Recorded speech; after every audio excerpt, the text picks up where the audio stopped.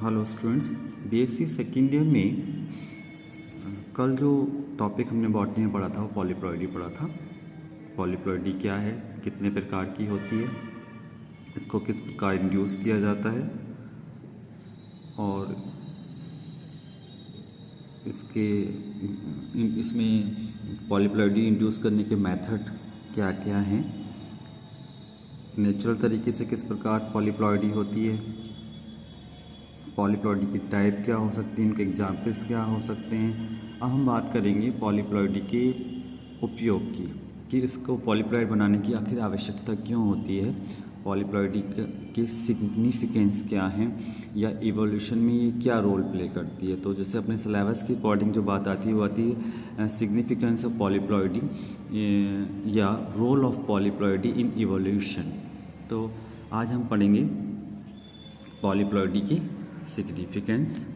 तो ये क्लियर है कि अनेकों प्रयोगों से ये प्रूव हो गया है कि पॉलीप्लॉइड्स जो होते हैं वो अपने ओरिजिनल पेरेंट्स की अपेक्षा विगर्स होते हैं। विगर्स मतलब ओज, उनका जो कैरेक्टर क्वालिटी होती है, प्रॉपर्टीज़ होती है, वो अपने पेरेंट्स से अच्छी होती हैं।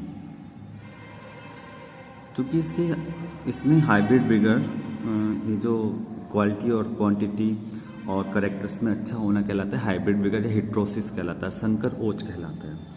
इसलिए इसकी इसको हाइब्रिड विगर या हिट्रोसिस कहते हैं। यह पॉलीप्लॉइड्स केवल अपने पेरेंट्स की अपेक्षा विगर्स ही नहीं होते बल्कि इनके सीड्स अपने दोनों पेरेंट्स की अपेक्षा क्वालिटी व क्वांटिटी में सुपीरियर होते हैं। इसलिए मोस्टली इकोनॉमिक इम्पोर्टेंस वाले प्लांट्स के पॉलीप्लॉइड्स प्राप्त करने के प्रयास किए जा रहे हैं। स्पष्ट है कि सिंगल या डबल हाइब्रिडाइजेशन से प्राप्त हाइब्रिड्स को पॉलीप्लॉइड बनाकर अधिक लाभ प्राप्त किया जा सकता है, क्योंकि जब पॉलीप्लॉइडी हाइब्रिड विगर होता है वो क्वांटिटी में अच्छा होता है। तो हम कोशिश कर सकते हैं सिंगल या डबल हाइब्रिडाइजेशन से पॉलीप्लॉइड को बनाया जाए और उनका लाभ प्राप्त किया जा सके उनसे।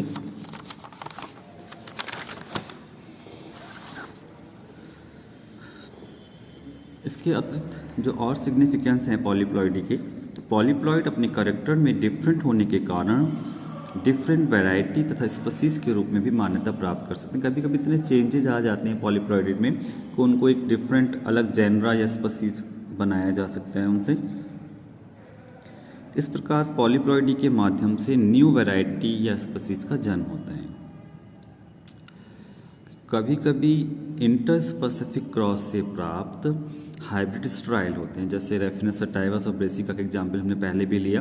रेफिनस सटाइवस तथा ब्रेसिका ओलिरेसिया के क्रॉस से प्राप्त जो हाइब्रिड होता है रेफिनो ब्रेसिका, वो 2 स्टेज में तो स्ट्राइल होता है, परंतु जब इसको फोरेन कर लिया जाता है, इसको यानी कि पॉलीप्लॉइड बना लिया जाता है, तो ये फर्टाइल हो जाता है। यह फर्टाइल बना सकते हैं, इसको पॉलीप्लॉइडी इंड्यूस करके इसको फर्टाइल बनाया जा सकता है। तो इस प्रकार स्पष्ट है कि पॉलीप्लॉइडी के माध्यम से न केवल न्यू वैरायटी या स्पीसीज का निर्माण होता है बल्कि एक जेनरा भी बनाया जा सकता है। इस प्रकार न्यू प्लांट के विकास में पॉलीप्लॉइडी का इम्पॉर्टेंट रोल है।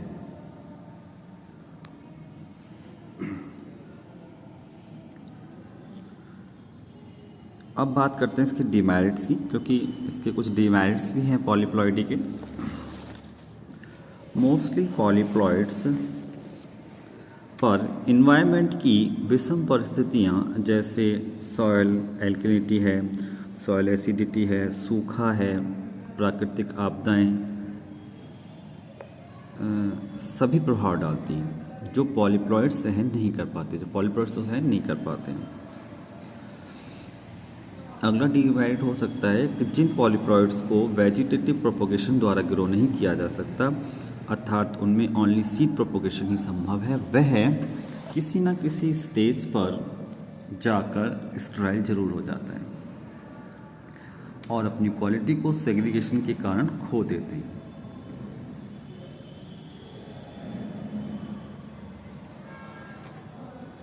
एक डिमेरिट और हो सकता है इसका कि पॉलीप्लॉइडी को अपनी क्वालिटी को मेंटेन करने के लिए वेजिटेटिव प्रोपोगेशन ही बेनिफिशियल रहा है, यानी कि एक प्रकार से इसका ये लिमिटेशन है। सीड प्रोपोगेशन से उसकी जो क्वालिटी है उसका लॉस होने का भय बना रहता है, खोने का भय बना रहता है। उस प्रकार हमने आज इसके पॉलीप्लॉइडी के सिग्निफिकेंस और पॉलीप्लॉइडी के डिमेरिट्स पढ़े, और इस प्रकार जो टॉपिक कंप्लीट होता है वो कंप्लीट होता है यूप्लॉइडी कह सकते हो, जिसमें हमने एन्यूप्लॉइडी, यूप्लॉइडी और पॉलीप्लॉइड को डिटेल में पढ़ा। आज जो हम नेक्स्ट टॉपिक लेके चल रहे हैं क्रोमोसोम से रिलेटेड है वो भी, क्योंकि अब ये और ये जो प्लॉइडी हैं सारी वो जो आती हैं वो भी एक्चुअल में क्रोमोसोमल एबरेशन के अंतर्गत आती हैं, क्योंकि हमने ये जो प्लॉइडी, यूप्लॉइडी और पॉलीप्लॉइडी पढ़ा है वो उसका जो मेजर टॉपिक है वो है न्यूमेरिकल चेंज इन क्रोमोसोम। तो उसी के अकॉर्डिंग हम दूसरा चैप्टर पढ़ेंगे स्ट्रक्चरल चेंज इन क्रोमोसोम।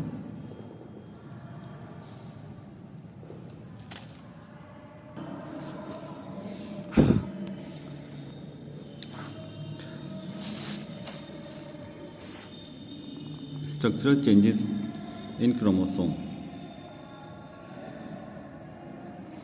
कभी कभी कुछ ज्ञात या अज्ञात कारणों से ऑर्गेनिज्म के एक या दो या कभी कभी कुछ ज़्यादा क्रोमोसोम की संरचना, जो हम स्ट्रक्चर की हम बात करें तो स्ट्रक्चर में लेंथ आती है, position of chromosome, position of centromere, number of gene, sequence of gene इत्यादि आते हैं। मगर हम स्ट्रक्चर की बात करें तो स्ट्रक्चर में लेंथ आएगी, पोजीशन ऑफ सेंट्रोमेयर आएगा, नंबर ऑफ जीन्स आएगा और सीक्वेंस ऑफ जीन आएगा। में कुछ एबनॉर्मल चेंजेज हो जाते हैं। इन्हीं चेंजेस को क्रोमोसोमल एबरेशन या क्रोमोसोमल म्यूटेशन कहते हैं।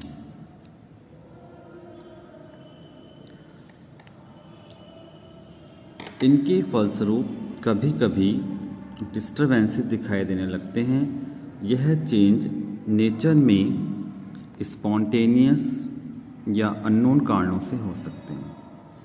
कभी कभी नेचर में भी या ह्यूमंस के द्वारा किए गए कुछ एक्सपेरिमेंटल वर्क जैसे न्यूक्लियर एक्सप्लोजन इत्यादि के कारण भी ये हो सकता है। ये जो स्ट्रक्चरल चेंजेस होते हैं वो निम्न प्रकार के हो सकते हैं, जैसे पहला है डिफिशियंसी, डुप्लीकेशन हो सकता है। डिफिशियंसी का मतलब पर्टिकुलर किसी सेगमेंट या जीन की कमी, डुप्लीकेशन का मतलब किसी पर्टिकुलर जीन का दो बार प्रेजेंट होना, इन्वर्जन का मतलब उसकी पोजीशन इन्वर्ट होकर प्रेजेंट होना जीन का, ट्रांसलोकेशन एंड ट्रांसपोजिशन, ट्रांसलोकेट होना जीन का या ट्रांसपोज होकर आना। तो इस प्रकार से डिफिशियंसी, डुप्लीकेशन, इन्वर्जन, ट्रांसलोकेशन तथा ट्रांसपोजिशन प्रकार की एनोमलीज हो सकती है, स्ट्रक्चरल चेंजेस हो सकते हैं। अब इनको हम एक एक करके डिटेल में पढ़ेंगे। पहली जो एबरेशन है वो है डिफिशियंसी,